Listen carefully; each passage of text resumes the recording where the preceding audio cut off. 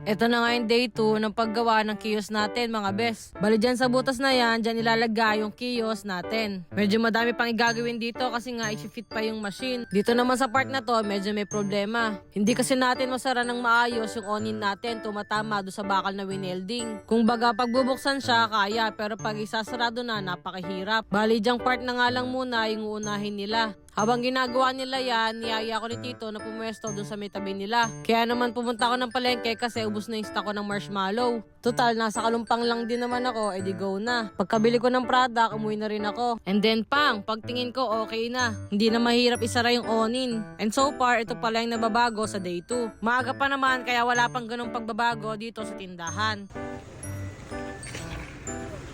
Tod! After ilang oras nga, ganito na itsura niya sa pinakalabas. Feeling ko naman makakabit na yung kiosk ngayon. After nga ng ilang oras, ayan, nakabit na yung kiosk. May mga konting adjustment lang pero carry naman. At bumuli na rin pala kami ng susi para dun sa kiosk. After bumili, kinabit na rin namin ni Papa. At ayun lang naman yung update ko for day 2 mga best. See you mga best!